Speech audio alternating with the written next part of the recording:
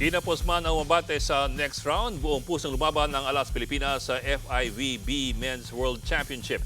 Hindi niya mababago ang kasaysayang inukit nila sa mundo ng Philippine Volleyball. Nasa frontline ng balitang yan si Ian Suyu.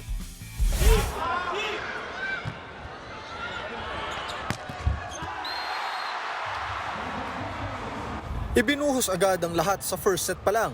Dikit ang laban ng Alas Pilipinas at Iran hanggang sa nakalamang na ang Alas. Tinapos ng Alas ang set sa isang monster block.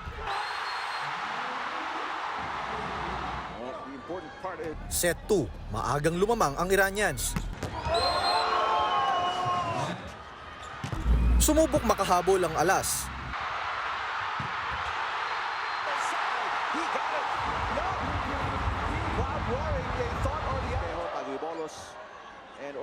Pero nanaig ang malalakas na hampas ng Team Iran.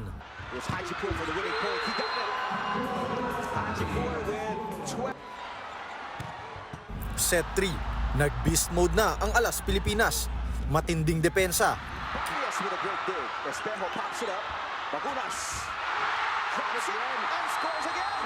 Killer block. Umaatikabong atake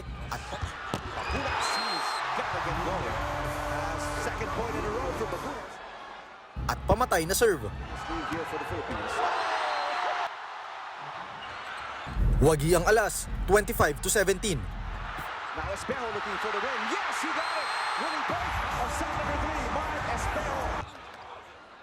Fourth set, dikit na dikit ang laban.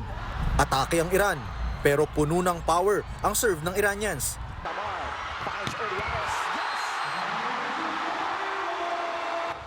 Lalo silang nagka-momentum at napush pa ang laro sa fifth set.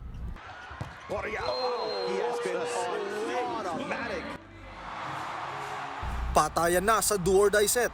Maagang nakalamang ang Team Iran. Nakahabol ang Alas. Nang malapit na ang match point, inutakan ni Owa Retamar ang kalaban. Right now, 1-2. Yes! Owa Retamar puts the foot. Talaga namang makapigil hininga ang laban. Nagpalitan ng puntos ang dalawang koponan, pero nasa Alas ang momentum.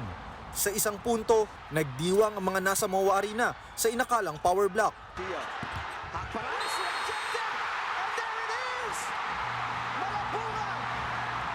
Nang mag-challenge ang Iran, meron ngang net touch. Nagpatuloy ang laro hanggang sa nagwagi ang Iran. Final score, 22-20. Dahil dyan, aabante ang Iran sa round of 16. Sila na lang ang natitirang Asian team sa FIVB Men's Volleyball World Championship. Sa kabila niyan, napatunayan ng Alas Pilipinas na may ibubuga tayo sa volleyball. From the start naman ng tournament, di naman namin na-expect na aabot kami sa gantong pagkakataon.